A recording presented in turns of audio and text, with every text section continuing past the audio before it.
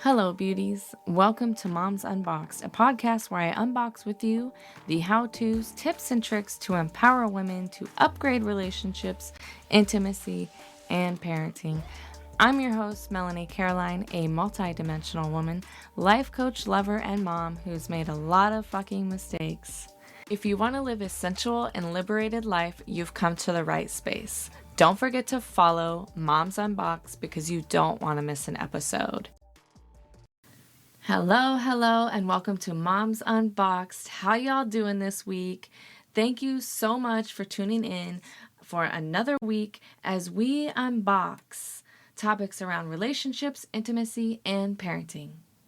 I hope that you're having a good week, and if you're not, I trust that it'll turn around for you. What are we unboxing this week? We're unboxing the 5 ways to connect with your children. Now, mind you, each way that I describe to connect with children is going to be slightly different pending the age of your child. If we went over every way to connect with every age group, we would be here for a while, y'all. So I want to start with a little story. You know I love story time. So, I was in a toxic relationship. For those of you who have listened to previous episodes, I have hinted at this. And yes, I will one day make this whole ass story an entire episode. But for now, let me give you some insight. I became extremely bitter, very frustrated, very sad. I was heartbroken. I was conflicted, confused, and it impacted the way I related with my children. I communicated poorly. I had anger outbursts. I wasn't connecting. I wasn't affectionate. I was just in a really shitty place. And I had this awakening through meditation. I heard this voice, and this voice said, "You're not very affectionate towards your kids." And my whole ass body paused. I was like, wait, what? Wait, who said that? And it was through the meditation and mindfulness practice, I began having these intuitive insights about who I was, how I was behaving, and how I was reacting to the world around me. And I did not like who I was. I did not enjoy the person that I transitioned into because of the pain and heartache that I was experiencing. And it affected my children. And so that's why it's been so important to me now to connect with my children. And we cannot make up for lost time. However, we can do something to shift our behavior now. If you notice something about yourself as a mom, maybe you're reactionary, you get angry easily, your candle just blows out as soon as something triggers you. Perhaps you're just impatient. There's several things about being a mom that can be improved. You are not a bad mom. It's okay to admit to ourselves where we want to grow and evolve. Like, fuck yes, you should be doing that. Children grow and evolve over time. How you're going to connect with an infant is not going to be the same as how you connect with a teenager. Nor is it the same of how you connect a child with a teenager, because that's where I'm at with my life right now. In this home, at any one given time, I have a 4-year-old, 2 9-year-olds, a 13-year-old, a 15-year-old, and a 16-year-old. Like, I have all these lovely kids in the home, and I thought that the way I was going to relate to them was going to be the same across the board. And I realized I was fucking wrong. Like, of course, I'm not going to relate to a 4-year-old the same way I relate to a teenager, right? But I wanted everyone to be in the same space. And with a 4-year-old running around the house, that was going to be a no-go. My 9-year-olds are pretty awesome about kind of like hanging out in the living room. And then the teenagers just want to be in their rooms. And I didn't know that. When I first moved in with Donnie, I wasn't thinking about, well, how was I when I was a teenager? I wasn't having this self-reflection and thinking about how did I behave when I was a teenager. And I spent a lot of fucking time by myself as a teenager. I was having these expectations that we were all going to like sit around the dining table and play games and have dinner every night, which wasn't the reality. Meditation was the tool that gave me the insight to understand where I was inflexible. I also gained so much clarity around these expectations that I had that the teenagers were going to be in the main room chatting and being present. And the expectation was causing me a lot of frustration because I wanted connection and I wanted to feel like I belonged. Meditation really helped me get clear on where I needed to adjust myself to meet their needs. The 3 insights that I really became clear on was my inflexibility, my need to gain clarity and release expectations, and ways that I could adjust myself rather than people adjusting around me to fit my needs, to fit my expectations. I would meditate and become clear. I would have these conversations with Donnie, and Donnie provided me with different insight around, well, where are my expectations? Where can I be more flexible? And how am I expecting too much? And he constantly reminded me that I'm the adult. This is a huge lesson here when we are trying to connect with kids, teenagers, is that we are the adult. And if we want to connect with them on an emotional level, we need to meet them where they're at. I would always be hanging out in the living room or the kitchen, and I wanted the kids to come see me. I wanted them to be in the areas in which was the living space, right? And Donnie would be like, well, why don't you just go to their room and conversate with them? I had some resistance there because I guess I didn't grow up that way. My dad did not come up to my room ever. He'd always yell at me from the stairs, or when we talked, we were always in the mudroom, the kitchen, or the living room. We didn't speak outside of those rooms. And so for him to be like, well, why don't you just go to their room? I was like, well, that's a concept. I started going to their rooms and having conversation with them and just saying hi, kind of making it aware that I had interest in speaking with them, even if they weren't in the living room or the kitchen. When kids are younger, it's easy to connect with them and spend time with them. 3-year-olds want to cook with mommy and 4-year-olds want to clean with mommy.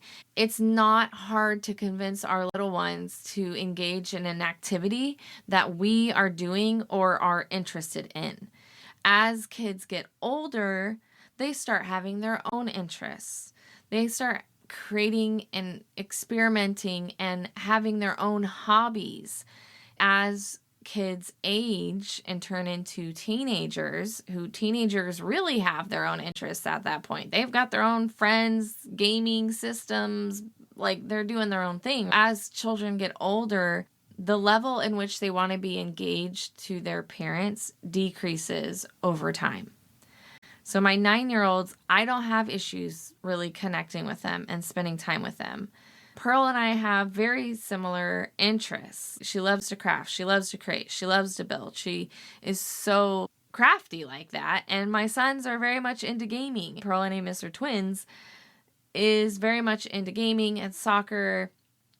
He doesn't have those same interests as Pearl. So I have to go out of my way to understand, well, what does he like doing? What activities outside of gaming? Because I am not playing Fortnite, y'all. I tried that. It is not my game.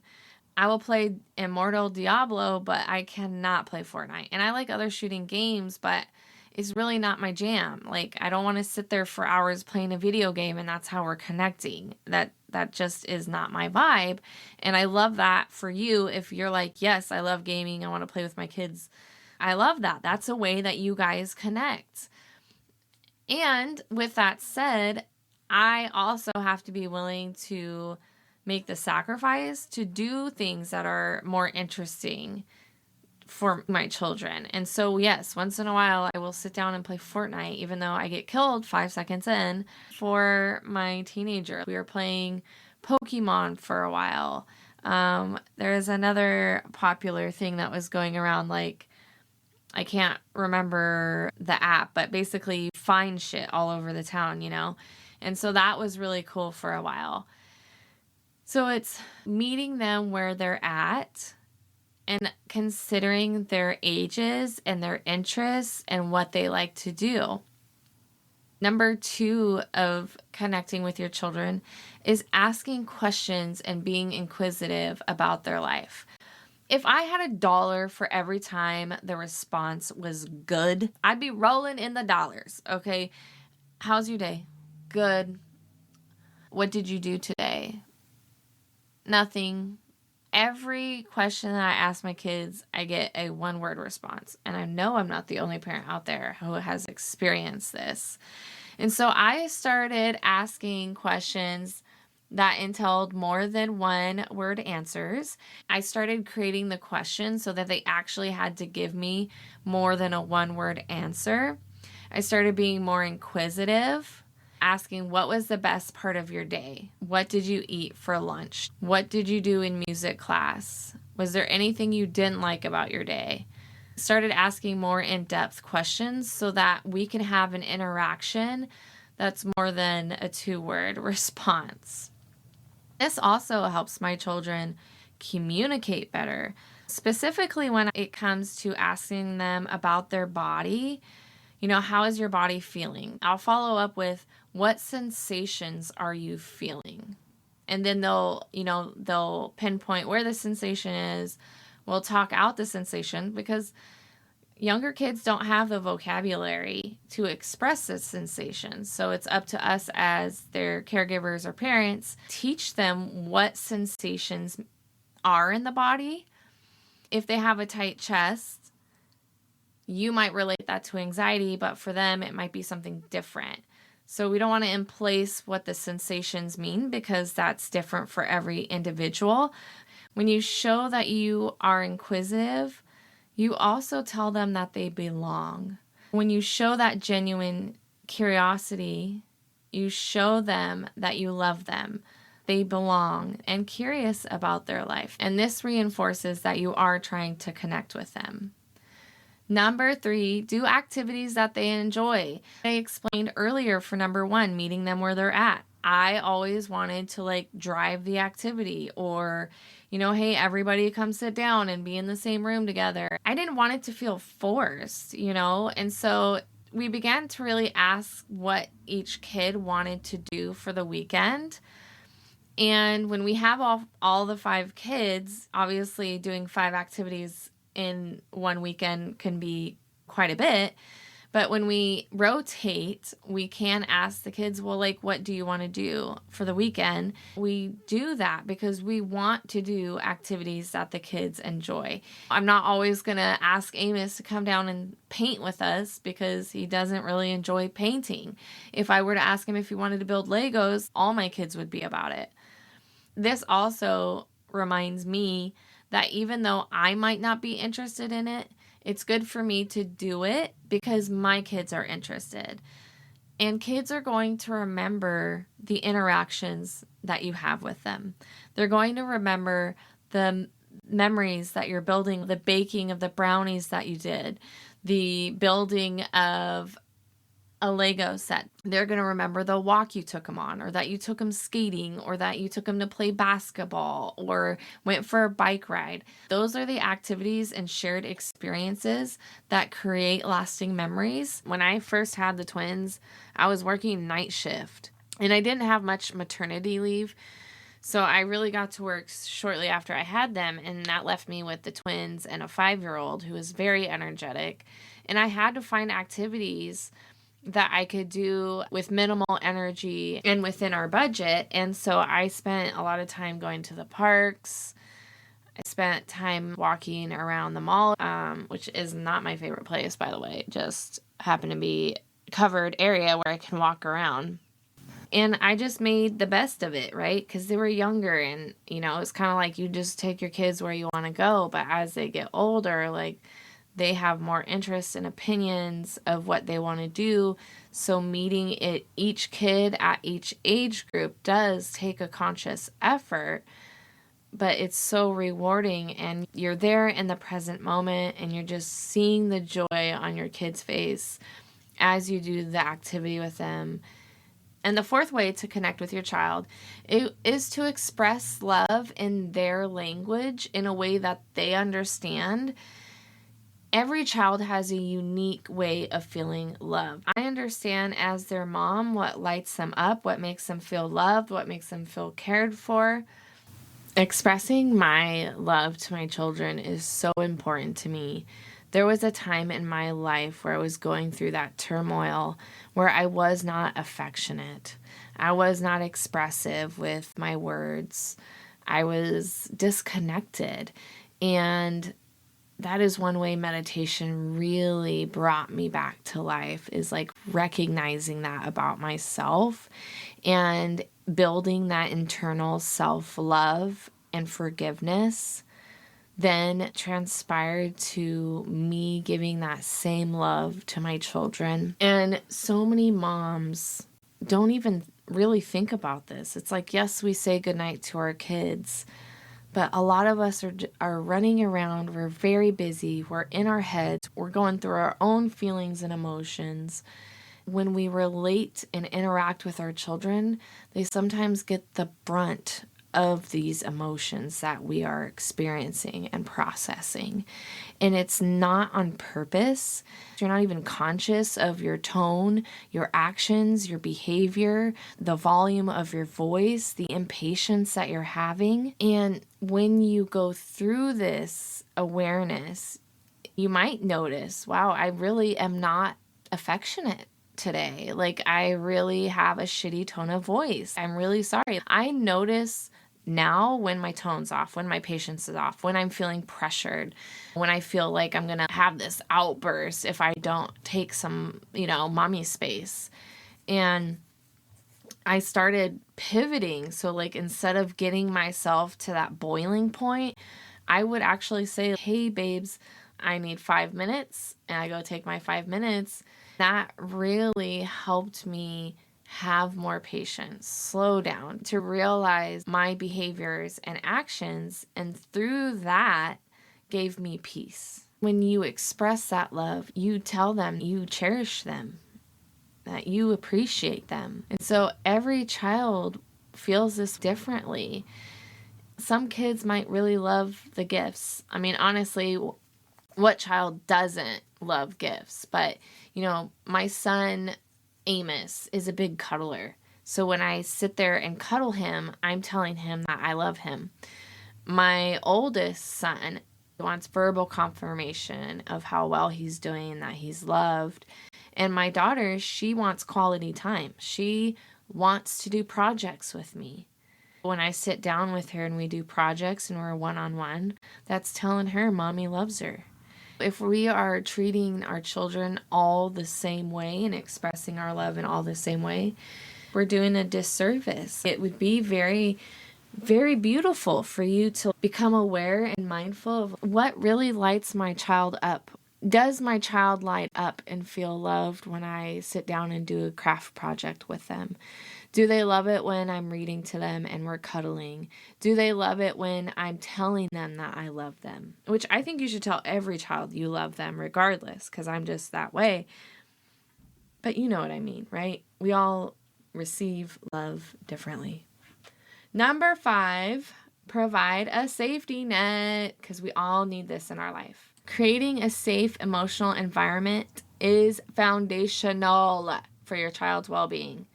If a child does not feel safe, they do not trust you, they don't feel secure, like, it's a whole mess, right? If we provide a safe environment for our children to express their feelings and emotions throughout their lifetime, the connection that you two will have is immense. It's non-comparable to anything else.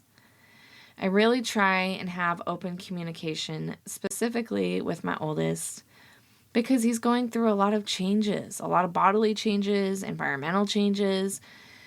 For he and I to be able to trust each other, to be honest with each other, are values of mine with raising my children. I want to be approachable. Even when there's a shitstorm, I want them to know that I'm a safe person to go to. Yes, I have my boundaries. That gives them a sense of security as well.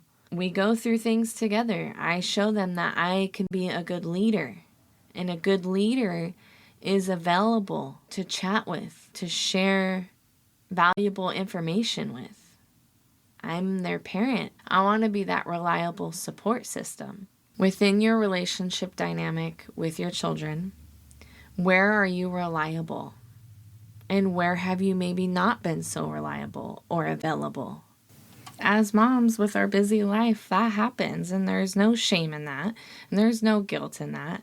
But perhaps if you do have a teenager or your child is at the developmental age, well, they'll understand that conversation of, hey, I understand that I haven't been available. Here's why, and here's how I'm going to make an effort to change. And that's a beautiful conversation of awareness and accountability.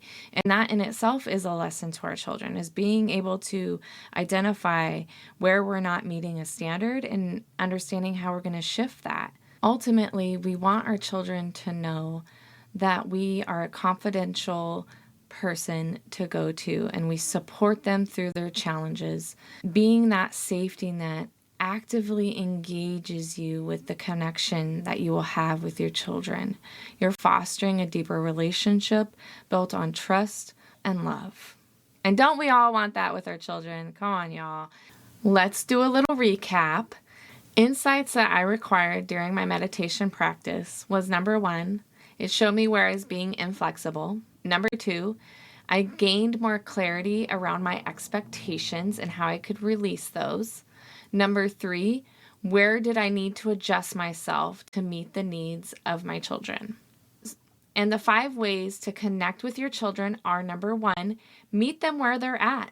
If they're in their room hanging out, go up there. If they're outside, go outside. Number 2, ask questions and be inquisitive about their life.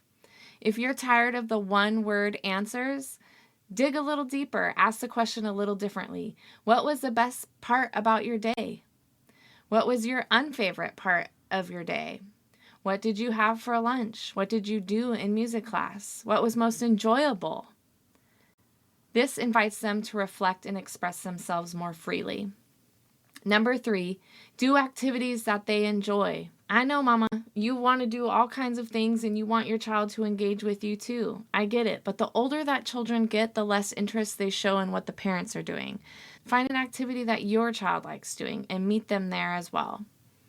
Number 4, express love in the way that lights them up. Each child is going to respond differently to the way that you express your care for them and your love for them. Find that way. Maybe it's verbal affirmations, quality time. Maybe it's cuddling. And number 5, provide a safety net. This is the most important lesson I've learned. Children, teenagers, infants, toddlers, they all want a safe person to go to. They want a parent that's going to be approachable and available. They want a parent to know that they've got them no matter what. Thank you so much for tuning in with me for another week of Moms Unboxed. I sure appreciate you being here. If you want to know more about being a mindful mom and reducing stress and living with more flow and ease, there's a free PDF for you in the description. Thanks again, and don't forget to live a liberated, sensual, and unboxed life. Until the next time, sunshine. Thank you again for joining me for another episode of Moms Unboxed.